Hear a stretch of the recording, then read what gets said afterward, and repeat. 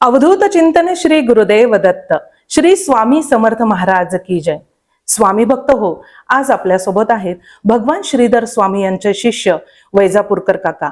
आज आपण वैजापूरकर काकांशी काही गप्पा मारणार आहोत आणि श्रीधर स्वामी म्हणजे साक्षात भगवान दत्तात्रय आहेत हे आपण सगळ्यांनी दोन भागांमध्ये जाणून घेतलेलंच आहे। परंतु श्रीधर स्वामी म्हणजे भगवान दत्तात्रय आणि आपलं आराध्य दैवत म्हणजे स्वामी समर्थ। तर मग स्वामी समर्थ म्हणजे श्रीधर स्वामी आहेत आणि श्रीधर स्वामी म्हणजे स्वामी समर्थ आहेत। हे कसं काय हे आपण काकांकडनं आता जाणून घेऊयात। नमस्कार। समर्थांनी दासबोधात लिहिलेलं आहे, साधू दिसती वेगळाले, परिते स्वरूपी मिळाले, सर्वही मिळोनी एकची झाले, देहातीत वस्तू। साधू जरी शरीराने वेगळे दिसले तर मूळ स्वरूपात ज्यांना आत्मस्वरूपाचा साक्षात्कार झाला आहे ते देहातीत झालेले आहे, म्हणजे त्यांचा देहाशी काहीही संबंध नाही। ते कोणतेही कार्य जे देह असताना करू शकतात, देह नाहीसा झाल्यानंतरही ते करू शकतात। का की परमार्थ म्हणजे काय, देहबुद्धी नाहीसी होणं। बरोबर। आणि जर आपण परमार्थ करतोय आणि देहबुद्धी ठेवतोय तर खऱ्या अर्थात परमार्थाचं जे गुण आहे ते आपल्याला साध्य झालेलं नाही।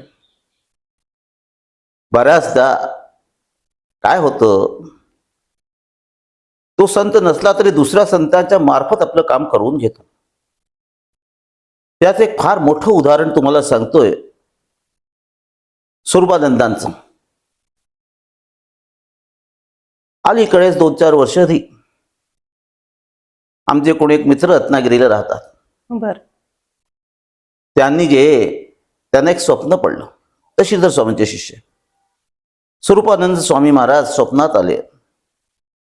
त्यांच्या हातात अंगठी होती, त्याच्यावरती गाईचं तोंड होतं आणि त्यांना दिलं, हे बघ, हे माझ्या गुरुने दिलेली माझी अंगठी आहे, माझ्या इथे काही समस्या आहे ती दूर व्हायला पाहिजे। आता स्वरूपानंदांनी ध्येय ठेवला, श्रीधर स्वामी महाराजांनी ध्येय ठेवला, समस्याचं निवारण कोण करणार? त्याला माझ्यावरती श्रद्धा होती। त्यांनी मला फोन केला, पावसला जा, गाईच्या गोठ्यामध्ये विचार, तिथे काही प्रॉब्लेम आहे का? मग माझ्या गुरुची अंगठी म्हणून का सांगितली त्याचाही रहस्य सांगतो। लोकांना माहिती नाही की केशव वैद्य म्हणून होते, ज्यांना गणेश दात म्हणाचे स्वरूपानंदाचे गुरु। स्वरूपानंदाचा गुरुचं घराण्याचं गुरुत्व श्रीधर स्वामींनी घेतलं होतं। बर। त्याचा अशी एकदा मी भरतपूरला गेलो होतो। आमच्याजवळ स्वामींच्या काष्टपादुका, आमच्याजवळ काष्टपादुका जे आहेत, 2 काष्टपादुका आहेत। एक केदारा आणि बद्रीनारायणामध्ये स्वामींनी वापरलेल्या, आणि स्वामींनी देताना म्हणाले, हे पादुका नाही, प्रत्यक्ष मी आहे। त्या कारणी आमच्या मनात त्यांच्यासमोर बसल्यावर जे आलं ते महाराज बोलतात ते असंच आम्ही समजतो। जरी देह आमचा असला तरी विचार येणारे स्वामींचेच आहे। तर मी त्यांना सांगितलं, तुम्ही जा गाईच्या गोठ्यात, आणि अंगठीचं का अंगठी दिली गुरूंनी ते असं मी भरतपूरला गेलो त्यावेळी स्वामींच्या पादुका माझ्याजवळ होत्या। वरून निरोप आला स्वामींच्या समाधीवर, कोणी स्वामींच्या पादुका घेऊन आले। आज रात्रभर स्वामींच्या पादुका समाधीजवळ ठेवायला पाहिजे, स्वामींची आज्ञा आहे। मी निरोप दिलाय, आमच्या व्यक्तिगत पादुका आहेत, आमच्या उपासनेच्या आहेत, तुम्ही ठेवा, पूजा करून देतो तुम्हाला, पण सकाळी येताच बरोबर मी घेऊन जाईल पादुका पूजेसाठी। तिथे एक जोडपं होतं वैद्य म्हणून। मग मला श्रीधर स्वामीच्या पादुकांची पूजा करायला मिळेल का? मग कोण तुमचं सांगा, कोण? हा, मी केशव वैद्य, ज्यांना गणेशनाथ म्हणायचे, स्वरूपानंदांचे गुरु, त्यांचा मी नातू। मग श्रीधर स्वामीच्या पादुकांची पूजा का करायची? मी श्रीधर स्वामीच्या पादुकांवरून अनुग्रह घेतला। असं का? तुमच्या आजोबाकडनं घेऊ शकत होता। मग त्यांनी मला हकीकत सांगितली। ती हकीकत अशी होती, म्हणाले की मी त्यावेळी नोकरीमध्ये होतो. दादर चर्चगेटकडे माझी नोकरी होती. मी जे लोकलने यायचं, दादर याच्यावरती एक कोणीतरी व्यक्ती त्या लोकलमध्ये चढला. गर्दी होती, आम्ही ताश खेळत होतो. घाटकोपरच्या आसपास गर्दी कमी झाली. मी दारावर का उभा आहे, ये इथे जागा रिकामी आहे. विचारपूस केली, काय कुठे जायचंय? मी पावसून आलोय. पाऊस कोणाकडं? स्वरूपानंदांकडून. कुठे चाललाय? डोंबिवलीला चाललोय. कोणाशी भेटायचंय? केशव वैद्य म्हणून आहे, त्यांचा मुलगा तिथे आहे डोंबिवलीला. अरे माझेच वडील ते केशव वैद्य. मी त्यांचा मुलगा माझे वडील. मी नातू आहे केशव वैद्यांचा. चल माझ्या बरोबर चल. डोंबिवलीला मी त्यांच्याबरोबर गेलो. स्वरूपानंदांनी एक पत्र पाठवलं होतं. त्या पत्रात लिहिलं त्यांना आपल्या गुरूंचं काय म्हणतात त्याला, वृंदावन, पादुकेचं वृंदावन करायचं होतं. तर त्याचं उद्घाटन आपल्या गुरुच्या मुलाकडनं करायचं, असं त्यांचं हे होतं. माझ्या वडिलांनी पाहिलं, ते गेले पावसला गेले. अच्छा, आम्ही लहानपणी आमच्या आजोबांना पाहिलं होतं, त्यांच्या मांडीवर खेळायचं, बसायचं, हे करायचं. पण ते स्वरूपानंदांचे गुरु आहेत हे त्यांनी कधीच आम्हाला सांगितलं नाही. बापरे. बऱ्याच त्या लपलेले असतात. मी त्यांचा गुरु आहे कधीच सांगितलं नाही. आणि ते वारले होते. मग आमच्या वडिलांनी विचार केला, स्वरूपानंदांनाच आपण गुरु करायचा. म्हणून सर्व कार्यक्रम झाल्यानंतर माझ्या वडिलांनी स्वरूपानंद प्रार्थना केली, आपण मला अनुग्रह द्या, मी आपलं शिष्यत्वपद करतो. स्वरूपानंद म्हणे, मी तुमच्या इथलं गुरुत्व घेऊ शकत नाही, मी शिष्यत्व घेतले.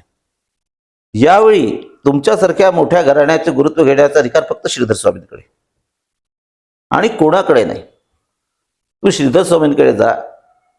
काळ कमी आहे, वेळ कमी आहे, लवकर जा आणि त्यांच्याकडनं प्रार्थना करा. मी पाठवलंय, ते अनुग्रह देतील. ते फार दयाळू आहे, कृपाळू आहे. माझे वडील आले आणि काही दिवसात ते वारले. जाता त्यांनी मला सांगितलं, तू जाऊन निदान नातू आहे, तुला माझ्या मुलाला नातवाला तरी देतील. मी गेलो स्वरूपानंद, तर तुझ्या वडिलांना जे सांगितलं ते मी तुला तेच सांगतोय. आता फार कमी काळ आहे, स्वामी केव्हाही समाधी घेऊ शकतात. तू जा ताबडतोब आणि स्वामींना सांग स्वरूपानंदांनी पाठवलं आहे आणि तो अनुग्रह घे. मी आलो. स्वामी एकांतात होते, कोणाला दर्शन देत नव्हतं. सेवेकरांनी आत निरोप दिला, महाराज असं असं स्वरूपानंदांनी पाठवलेले, त्यांच्या गुरूंचे नातू आलेले अनुग्रहासाठी. ठीक आहे म्हणे, काही प्रश्न नाही असं म्हणाले. काही स्वामी म्हणजे वेगळंच होतं ना ते. खरंय. स्वामी म्हणाले, मी पादुका ठेवल्या ना, पादुकांवर अनुग्रह माझाच अनुग्रह आहे. हा मंत्र घेऊन घे. मी मंत्र घेतला, पण मला पादुकांची पूजेची संधी मिळाली. बर. आणि आज माझी इच्छा झाली ना, पादुकाची पूजेची संधी तुम्हाला ऐकलं आणि तर या पादुका वर रात्री समाधीजवळ, तर मला द्याल का? तर उद्या सकाळी 4 वाजता तू ये, मी पादुका घ्यायला जाईन वर. आम्ही ते जास्त हे करत नाही, आमचा भाव आहे आणि सोहळा आहे जे स्वामींना पाहिजे. ब्राह्मण आहेत, स्नान संध्या वगैरे सर्व करतो. तुम्ही या सकाळी, पाणी टाकायला मिळेल, पूजा करायला मिळेल. मी पूजा करता तुम्हाला पूजा करायला देईन. मी वर गेलो सकाळी पादुका घ्यायला. पादुका घेऊन जेव्हा मी येत होतो, मला असं वाटलं की माझ्या मागे कुठेतरी चाललंय. खळावाचा आवाज येतात ते. बापरे. मागे वळून पाहतो, काही दिसत नाही. उतरतो, परत आवाज. शेवटी आम्ही रूममध्ये आलो. रूममध्ये आल्यानंतर आवाज बंद झाला. स्वामी कुठे? तर स्वामीचा आतून प्रेरणा झाली, तुझ्या मुलीच्या स्वप्नात मी यावे. मी तिला हलवलं. 4-5 वर्षाची मुलगी होती. तिने सांगितलं स्वामी आले. तिने सांगितलं लाकडाची चप्पल घातलेली, खडाव ती लाकडाची, बिना बेल्टाची चप्पल आणि रश्शी बांधली एक मेखला, हातात यू शेपचा दंडा. तिने जे वर्णन केलं ते ऐकत आले. अहो तुमच्यासाठी स्वामी आज समाधीमध्ये पादुकेत आले आणि आज तुम्हाला प्रत्यक्ष स्वामींची पूजा करायला मिळणार. अशी त्यांची जे पूजा झाली, त्याला फार आनंद झाला. आणि मलाही एक स्वरूपानंदांच्या गुरुच्या घराण्यांची भेट झाली. त्यानंतर माझी भेट नाही. तर मी असा संबंध आहे म्हणून तुझा माझाची संबंध स्वरूपानंदाने तुला सांगितला असं लिंक असतं, तोच व्यक्ती परत येणार नाही. म्हणून स्वरूपानंद स्वामी गेल्यानंतर स्वरूपानंद महाराज बोलले होते, मी एका कोपऱ्यात बसलो होतो, श्रीधर स्वामीची किमया आज सर्व मला ओळखतात. हे स्वतः स्वरूपानंद महाराजांचं सांगितलेलं आहे आणि त्यांनी अभंग केला होता श्रीधर स्वामींवर. हो. असं इतकं तरी हा काही ऋणानुबंध आहे. तू जा इथे पावसला गाईच्या गोठ्यात काय समस्या आहे ते तुला कळू दे. तो जे गेल्यावर कळलं की दर आठवड्यात 1-2 गायी मरतात, ते आपसात भांडतात आणि मरतात. गायीचे वासरूही त्यांनाही खूप त्रास होतोय, काहीतरी प्रॉब्लेम आहे. मला सांगितलं असं असं आहे. मी 32,000 नमशांताचं अनुष्ठान करा 13 ब्राह्मणांकडनं, आणि 13व्या दिवशी ते जे पाणी आहे ते गायीच्या गोठ्यात शिंपडून द्या. म्हणजे गायीचं जे मरण होत आहे, मरतात ते वाचतील.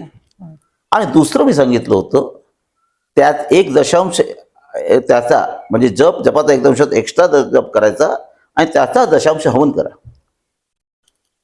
तर एक दिवस अचानक म्हणाले की आम्ही स्वरूपानंदांनी मला येऊन सांगितलं, देसाई आंबेवाले, हो, आणि आम्ही 32,000चं अनुष्ठान सुरू केलं. ज्या वर्षी अनुष्ठानाची पूर्णाहुती होती, मी सिडनीला होतो. स्वामी म्हणाले, अरे आता मला काही माहिती, आज अनुष्ठान पूर्ण झालं बरं का, आता आपल्याला जायला पाहिजे. मी स्वामी कशाला, तुम्ही जा. नाही रे, तू सांगितलं ना, तूही चालायला पाहिजे.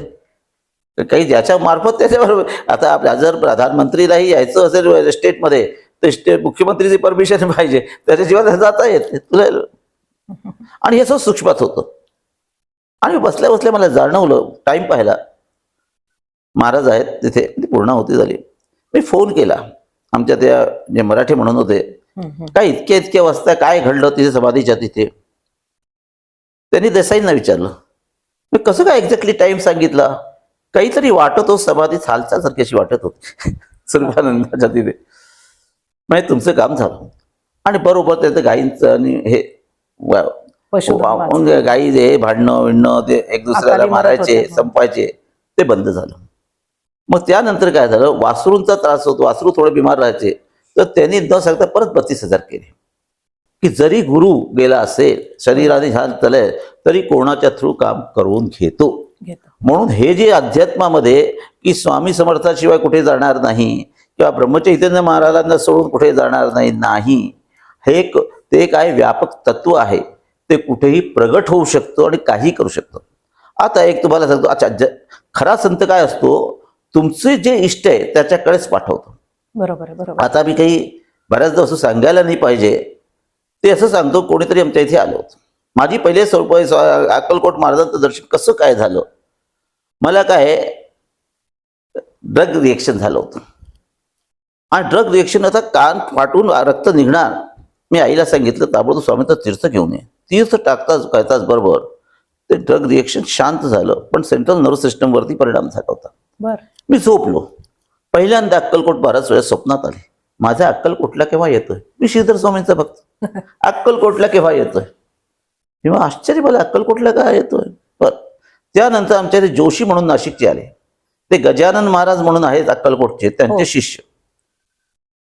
त्यांचंही असं अग्निहोत्र करणारे ना, अग्निहोत्र करणारे, ते आमच्या इथे आले. त्यांनी अक्कलकोट दर्शन वगैरे या पुस्तकं आम्हाला दिल्या.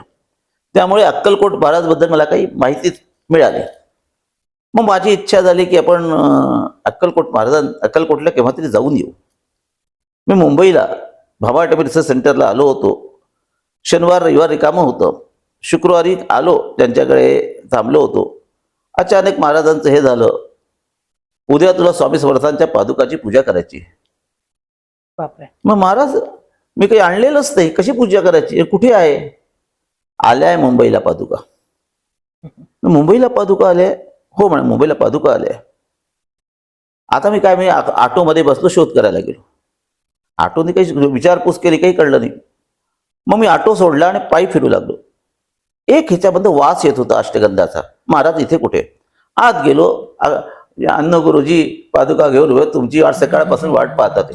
आता काय आहे, श्रीधर स्वामी अक्कलकोट महाराज, त्याची पुढची घटना आहे का तुम्ही, की झालं काय, त्यांनी उभे आणि त्यांनी तिथलं जे नैवेद्य होतं दुपारचं सर्व सर्व मला खायला दिलं आणि नारळ आणि 11 रुपये माझ्या हाती दिले.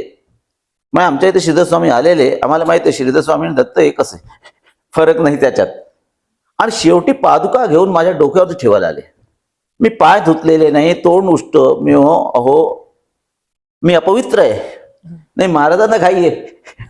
महाराज वाट पाहतात की, आणि आज कुठे गेलेच नाही. आज मला वाट पाहत बसले, तो येतोय तो येतोय, स्वामींचा भक्त येतोय, स्वामींचा भक्त येतोय. कमाल आहे. मी जे हातपाय धुतले, मग तेच मला म्हणाले, उद्या तुम्हाला पादुका पूजेला यायचंय. मी माझ्याजवळ साहित्य नाही, काही साहित्य मी का नाही, तुम्ही फक्त या. मी गेलो, बसलो पूजेसाठी. तर मला आभास होतोय मी बसत नाही, माझे स्वामी बसतात अक्कलकोट महाराजांचे. आणि त्या दिवशी ते म्हणाले, आज स्वामीचा नवशांताने अभिषेक करा. स्वामीचा नवशांताने अक्कलकोट महाराजांचा. आरतीची वेळ आली तर स्वामी समर्थांच्या फोटो श्रीधर स्वामी दिसतात. मी हसू लागलो.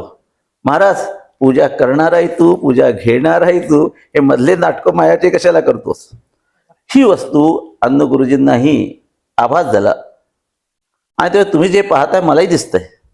आणि महाराजांना तुमच्या घरी यायचे 10 दिवस विश्रांती करायला, तुमच्या सासूरवाडी आणि तुमच्या घरी 10 दिवस विश्रांती करायला यायचं. ठीक आहे म्हणाल महाराज.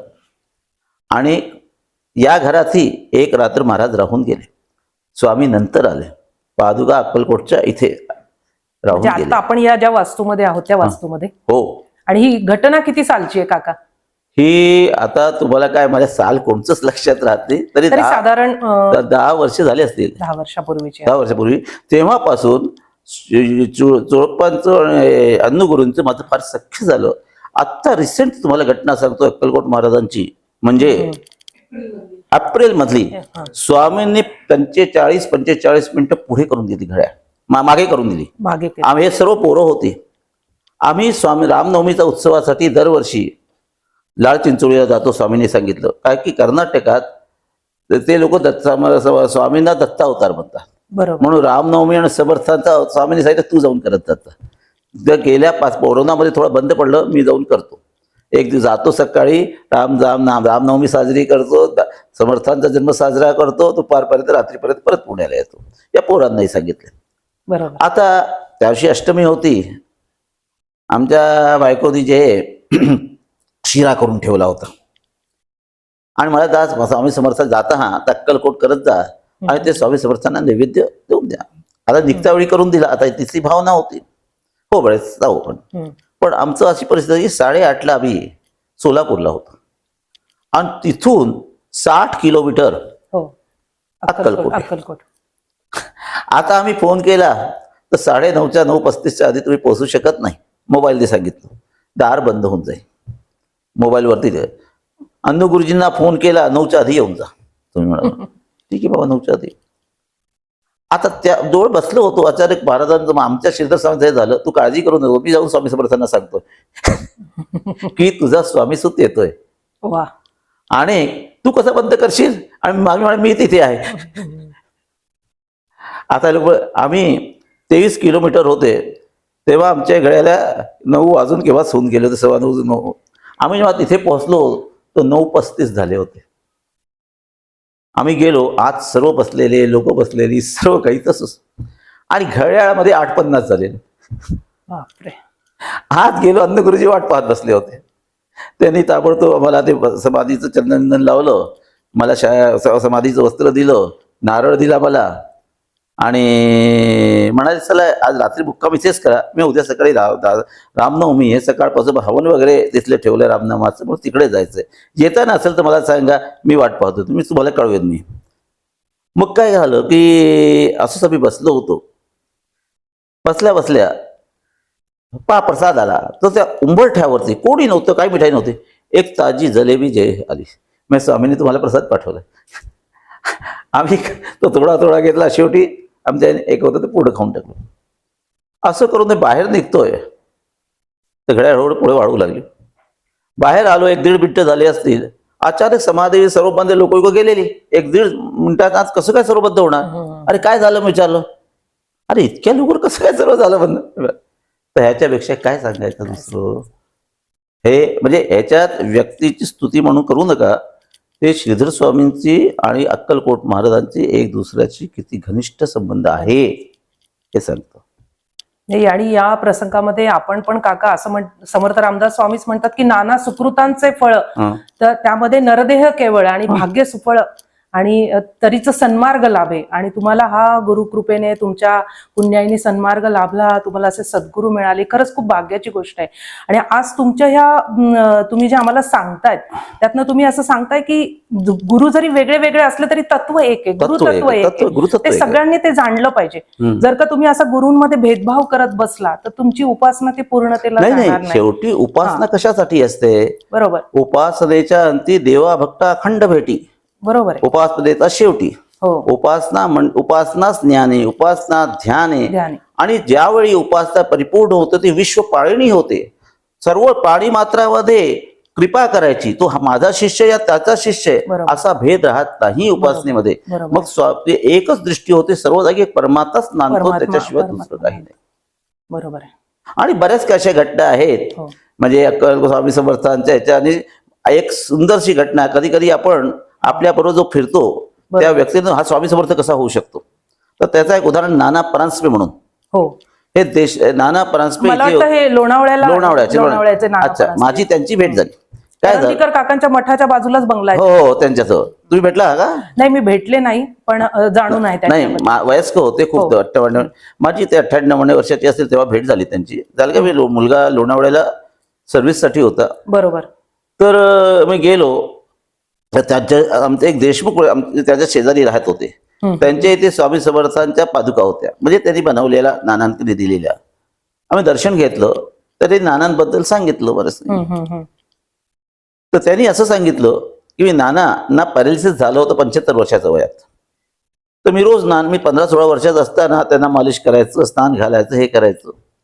ते म्हणायचे स्वामी समर्थ माझं सर्व करतात, स्वामी समर्थ सर्व माझं करतात.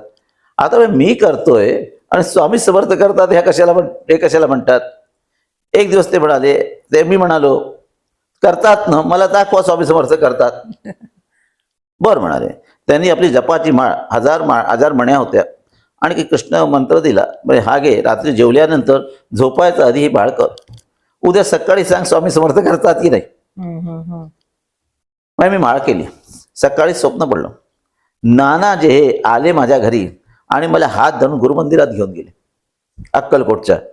आणि अक्कलकोटच्या गुरुमंदिरात काय झालं की तिथे जे त्यांचं हे दळ, म्हणजे काय म्हणतात, हेडला काय म्हणतात, डोकं, महाराजांचं पूर्ण हे ना विग्रह, महाराज विग्रह, ते त्याच्यामधनं आवाज आली, काय रे शंका करतोस का माझ्या आणि माझ्या भक्तामध्ये?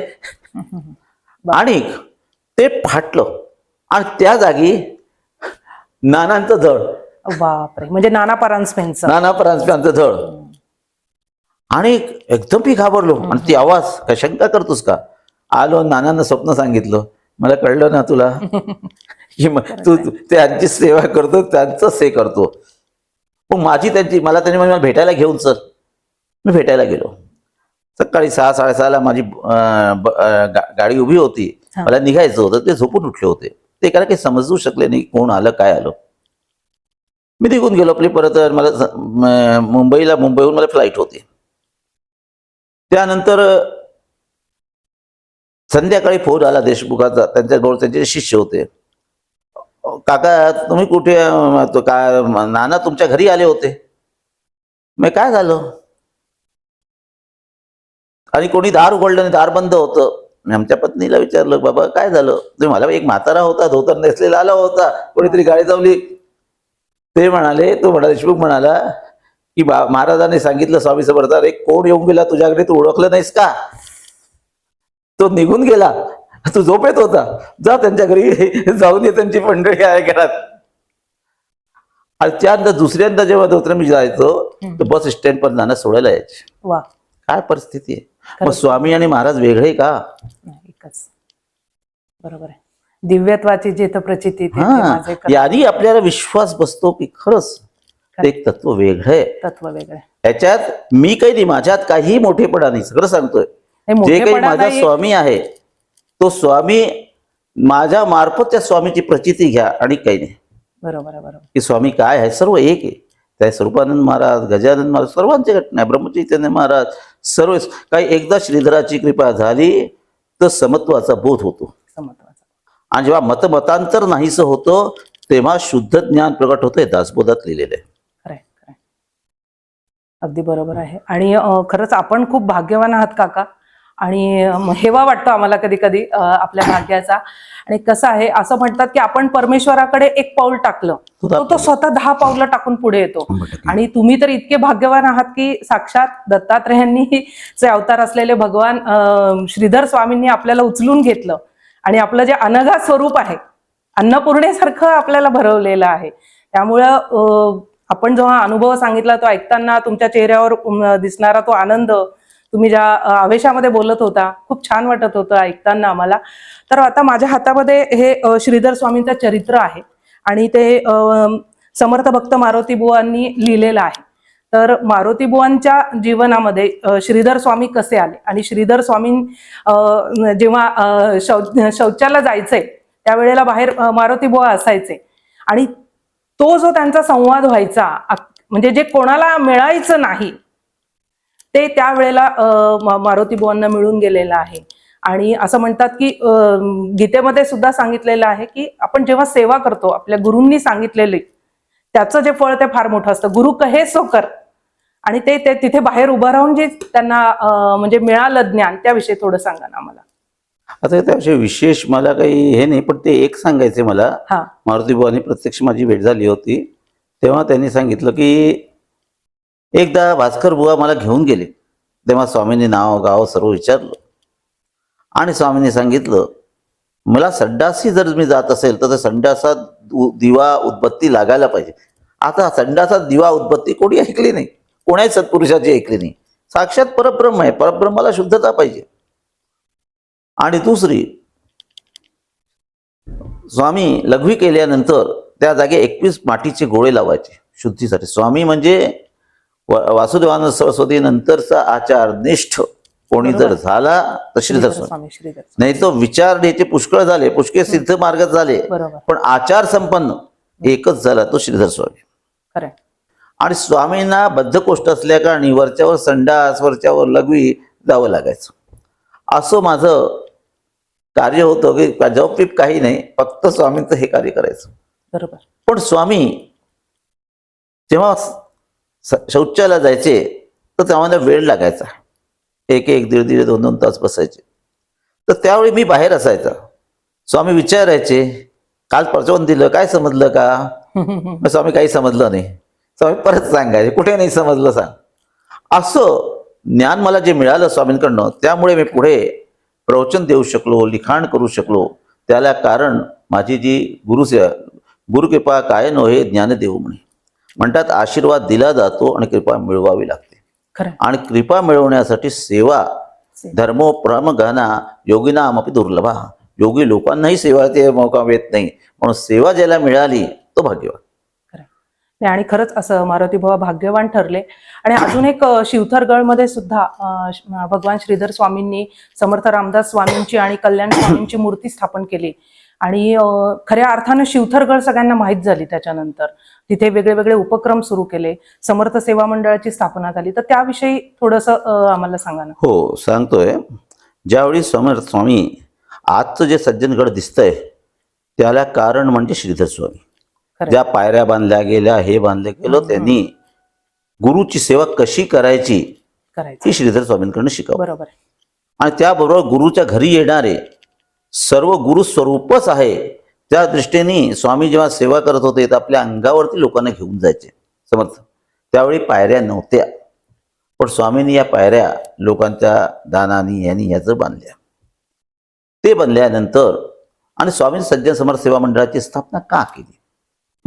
समर्थ सेवा मंडळाची त्यावेळी परिस्थिती अशी होती सज्जनगडाची स्वामी असताना की समाधीपर्यंत पाणी यायचं पावसाचं बऱ्याचदा. तर ती स्थिती जेव्हा स्वामी कर्नाटकामधून आले तर स्वामींना फार येतात. दासनवमीचा उत्सवासाठीही असं जेवण वगैरे बऱ्याचदा असा शिरा किंवा हे देऊन हे व्हायचं.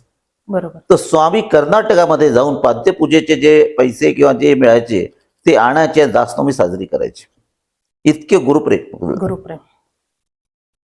त्यानंतर स्वामींनी तसे शंकरराव देवांनी ही शिवथरगडाची जागा शोध त्यांनी केली, पण त्याचं ऊर्जितावस्था श्रीधर स्वामींनी आणली समर्थ सेवा मंडळाच्या मार्फत. बरोबर. म्हणून समर्थ स्वामींनी विचार केला, आता मी किती दिवस कोणत्या संस्थेची स्थापना करायला पाहिजे. आणि स्वामीचा मुख्य उद्देश, आधी रामदास संस्थान म्हणे पूर्वी होतं. स्वामी स्वतः समर्थांच्या पादुका घेऊन भिक्षाधरत दिल्लीपर्यंत गेलेले आहेत. काशी, दिल्ली, ग्वालियर सर्व जागी स्वामी स्वतः फिरलेले आहेत. आणि त्या ह्याच्यात जे मिळायचं त्यांनी ह्याची सर्व वर्षभराचं हे चालायचं. अशा ह्याच्यात स्वामींनी सज्जनगडाची स्थापना जेव्हा केली तेव्हा स्वामी एकच म्हणाले होते, आपण सज्जनगडाचे सेवक आहो, वारीस नाही.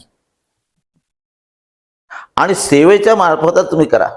तसंच शिवथरगड जे केलं स्वामींनी, शंकरराव देवांची आणि स्वामींची संबंध आला तर स्वामींना लोक सद्गुरू म्हणून ओळखत होते. बरेच शिष्यमंडळी त्यांनी सांगितलं, आम्ही तर गृहस्थ माणसं, तुम्ही जर ह्याच्यावरती लक्ष दिलं तर बरं आहे. तर त्यावेळी एक हिऱ्याचे व्यापारी होते, विष्णुपंत कामत, विलेपार्ल्याला. बरोबर. ते विलेपार्ल्यात विष्णुपंत कामत यांची मोठी हिऱ्याची फॅक्टरी होती. त्यांना मुलीच होत्या आणि मोठी विलेपार्ल्याला चाळ आहे, अजूनही त्यांची चाळ आहे मोठी. तर त्यांनी जे पैसे आपली फॅक्टरी विकून जे पैसे आले तर शिवथरगडला दिले. आणि त्यामुळे आज शिवथरगड स्वामींच्या प्रेरणेने आणि त्यांच्या पैशाने आज या स्वरूपात आलं. आता विष्णुपंत कामत हे जर निघालच आहे, तुम्हाला सांगतो स्वामींकडे कसे आले हे कोणालाच माहिती नाही, कोणत्याच ह्याच्यात लिहिलं नाही. गीतेत एक लिहिलं, दिव्यम ददामी ते चक्षु. जेव्हा तुला पाहायचं असेल ना, तर या डोळ्यांनी पाहता येत नाही. बरोबर. ते दिव्य दृष्टी पाहिजे, तरच परमेश्वराचं विश्वरूप पाहता येतं, त्याची लीला पाहता येते. त्याच्या जवळही राहून त्याची लीला पाहता येत नाही. सोई जानई जई तुम्ही जनाई, जानई तुम्ही होई जाई. ज्यावेळी ईश्वर इच्छा करतो, त्या गुरु इच्छा करतो माझी ओळख व्हावी, त्यावेळी तो तुम्हाला आपली ओळख देतो. ज्यावेळी त्याची ओळख तुम्हाला होते, गुरुशिष्या नाही भेद, परंतु हा देहाचा संबंध तोडीला पाहिजे. गुरुशिष्या एकची पद, तेथे नाही भेदाभेद, परंतु हा देहाचा संबंध तोडीला पाहिजे. ती अवस्था जेव्हा प्राप्त होते तेव्हा काही वस्तू न करण्यासारखी राहत नाही. असाच एक प्रसंग आला आमच्या घरी की विष्णुपंत कामतांची मुलगी आणि नात दादा गोडशांची बहीण होती, त्यांच्या बरोबर सर्व आले होते जोधपूरला. म्हणजे तुमच्या घरी? हो, ते जैसलमेरला गेले होते सर्व फिरायला. मी आपल्या ध्यानात महाराज आंघोळ करून ध्यानाला बसायला सांगितलं. आणि स्वामींनी कधीही माझं आपल्या स्वरूपाचं ध्यान करायला मला सांगितलं नाही. तुझं आत्मतत्व शांत जे निर्विकल्प अवस्था आहे त्याच्यात जा, तिथेच मी कायमच असतो आणि ते तुझ्यापासून कधीच लांब होणार नाही. माझं स्वरूप लांब होईल, पण ते तुझं आणि माझं एक स्वरूप जे आहे ते तुझ्याजवळ आत्माराम, ज्याला समर्थाने म्हटलंय, आत्माराम उपासनात येणे पावी जय निरंजना. तर अवस्थान अचानक मला असा आभास झाला, विष्णुपंत कामत आलेले. ते जाऊन 35-40 वर्ष होऊन गेले होते आमच्या देवघरात.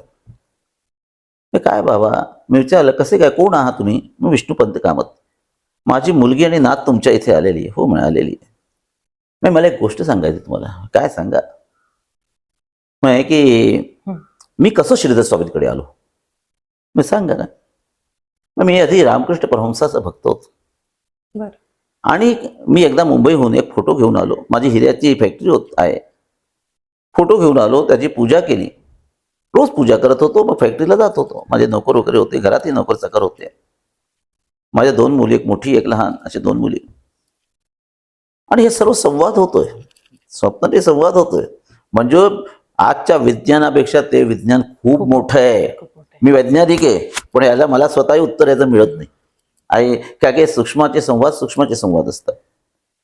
तर मी त्यांना विचारलं कसं काय? हो म्हणा की मी रोज पूजा करत होतो. एक दिवस असं घडलं की मी रामकृष्ण परमहंस त्या फोटोमधनं बाहेर निघाले आणि म्हणाले, ए बाबा, मी जे तुझा गुरु नाही, तू पूजा केली ना, प्रसन्न आहे. सध्या विष्णू रूपात श्रीधर स्वामी सज्जनगडाला आहे, तू तिथे जा, ते तुझे हे कोणालाच माहिती नाही. बरोबर आहे. आणि ज्या लोक जुने असतील स्वामींच्या श्रीधर कुटीला वरच्या पलंगावरती रामकृष्ण परमहंसाची फोटो होती, ती आता आठवून दिली असेल माहिती नाही, मी पाहिलेली आहे. हा संबंध असतो ते. तर मी जे त्यावेळी त्यांना म्हणालो की ठीक आहे, आणि असं असं वरच्या रूमात जुनी ती फोटो आहे जी आतून क्रॅक गेलेली आहे. रात्री वाकडे 11-12ला त्यांची मुलगी आली, म्हणजे तुमचे वडील आले होते.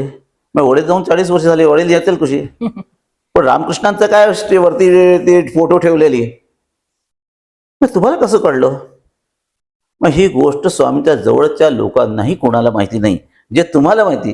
मग हे स्वामींची कृपा आहे, माहिती नाही, माझं काही नाही. पण आता काय घडलं तर सांगतील, ही सर्व गोष्टी सांगितली. म्हणजे असं झालं होतं. परिस्थिती काय झाली की सकाळी 7 वाजताची वेळ होती. मी जे शाळेला गेली होती, माझी मोठी बहीण होती, माझी आई होती, नोकर होता. सर्वांनी वडिलांनी सांगितलं, ठाकूराला नमस्कार केला, पण नोकराला पाठवलं की मलाही घेऊन ये शाळेमधनं. तोपर्यंत ठाकूर परत चालले गेले होते. ही सत्य घटना आहे. आणि ही गोष्ट सुमन परांजपे, जी दादा गोडसेंची बहीण होती, तिने गोडशांना सांगितली, अरे बरेच वस्तू आपल्या सर्व म्हणतात स्वामींची माहिती नाही, आणि विष्णू आणि त्यांच्याकडनं स्वामींनी काम करवलं. असं म्हणजे कुठे रामकृष्ण, खरंच त्या रामकृष्ण परमहंसाच्या प्रेरणेने त्यांना श्रीधर स्वामी भेटले, आणि श्रीधर स्वामींच्या प्रेरणेत शिवथरगड झाले. म्हणजे काय, सद्गुरू जरी देहाने वेगळे दिसले तरी त्यांचं कार्य शाश्वत चाललं असतं. धर्मसंस्थापनेचे नर झाले आहे तर पुढे होणार हे देणे ईश्वराचे. तसं हे वेगळ्या वेगळ्या अवतारामध्ये गुरुतत्व आकारास येतं आणि जे कार्य ठरवलेलं आहे ते सिद्धीस नेतं. ते छोटे 2 प्रश्न फक्त विचारते आणि आपण थांबूयात की आपले कालनिर्णयचे जयंत साळगावकर, आणि ज्यांनी त्यांना आधुनिक वाल्मिकी म्हटलं जातं, गीत रामायण ज्यांनी लिहिलं, दोघांवरती पण भगवान श्रीधर स्वामींची खूप मोठी कृपा होती, त्यामुळे ते भव्य दिव्य कार्य करू शकले. तर ह्या 2 विभूतींविषयी आपण आम्हाला थोडंसं सांगावं. थोडं मी पहिले सांगतोय गदी माडगुळकरांविषयी. त्यांचं बऱ्याचदा टीव्हीवरती त्याच्या मुलाचा इंटरव्ह्यू होऊन गेलाय. हो, का की एकदा काय झालं होतं, हे सिनेसृष्टीमध्ये वामनराव कुलकर्णी म्हणून होते, आणि हे आणि गदी माडगुळकर हे मित्र होते. आणि वामनराव कुलकर्णी श्रीधर स्वामींचे शिष्य होते. बरं. त्यांनी गदी माडगुळकरांना म्हणलं, चला आपण सज्जनगडाला चलू, तिथे माझ्या गुरूंचं स्थान आहे, त्यांचं दर्शन घेऊन जाईल.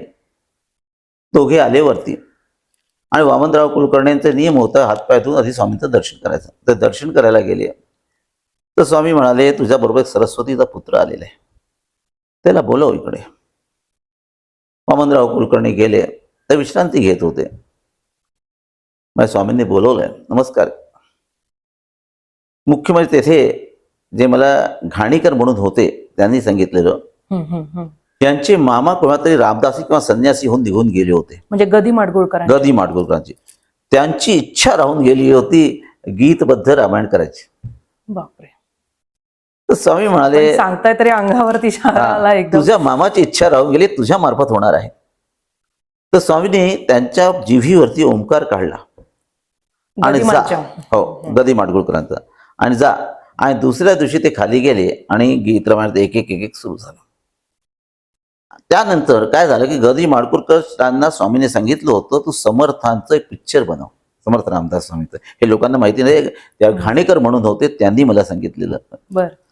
ते रघुवीर घाणेकर स्वामींचा संन्यासाच्या श्रमाच्या आधीपासून स्वामींच्या जवळ होते. साताऱ्याला स्वामी तपश्चर्येत असताना त्यांची माझी फारच जवळची ही होती. ते मी बाबा म्हणायचं त्यांना, आता ते वारले ते 2 पूर्ण. तर तेव्हा त्यांनी सांगितलं की गदी माडगुळकरांना हे सांगितलं, तुम्ही पिक्चर बनवा. झालं काय, ते करू शकले नाही. शेवटी फार बिमार पडले गदी माडगुळकर, अंथरुणावर होते. तेव्हा त्यांनी या घाणेकरांना बोलवलं होतं, रघुवीर घाणेकराला, आणि मग हात धरून रडले, अरे मी स्वामींचं ऐकलं नाही, मी बनवू शकतो समर्थांचं वरती पिक्चर, पण माझ्याकडनं झालं नाही. आज जर केलं असतं माझी ही स्थिती आली नसती. हे रघुवीर घाणेकरांनी मला सांगितलेलं आहे. बरोबर आहे. गुरु आज्ञापालन खूप महत्वाचं आहे. गुरूंनी आपल्याला जो आदेश दिलेला आहे ते आपलं सगळं त्यांनी पुढचं बघितलेलं असतं, ते त्यांना दिसत असतं, ते स्वतः म्हणाले, त्यामुळे ते आपण ऐकायला हवं गुरु जे सांगतात.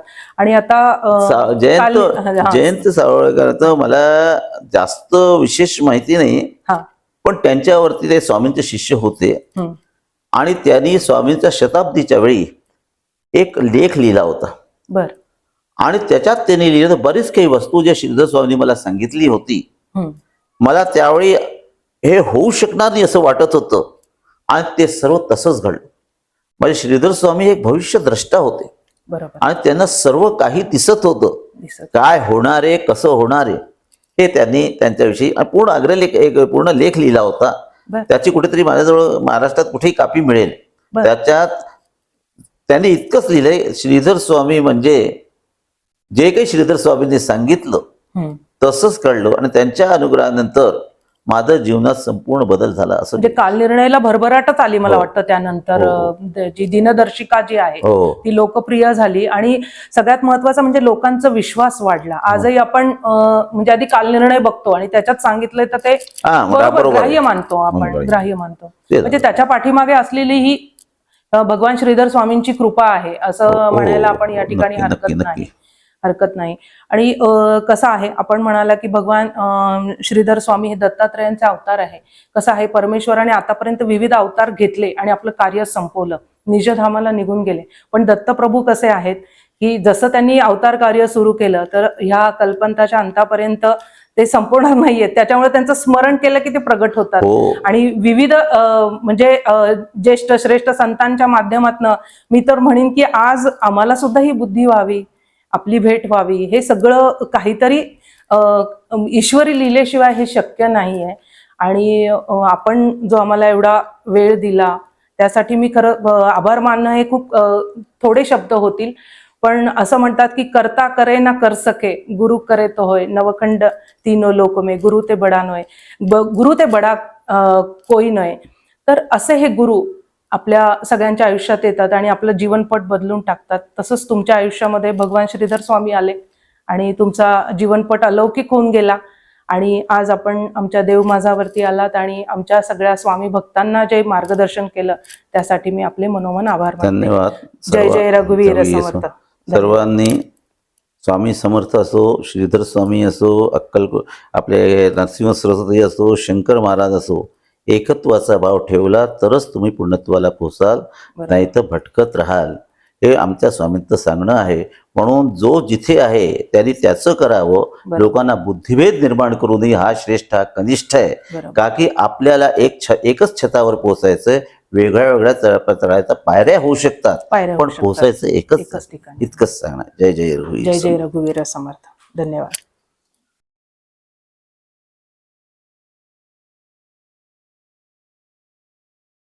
अध्यात्मावर नवनवीन माहिती मिळवण्यासाठी देव माझा चॅनलला सबस्क्राईब करा. पोस्ट आवडल्यास लाईक करा, शेअर करा. कमेंटमध्ये श्री गुरुदेव दत्त लिहायला विसरू नका.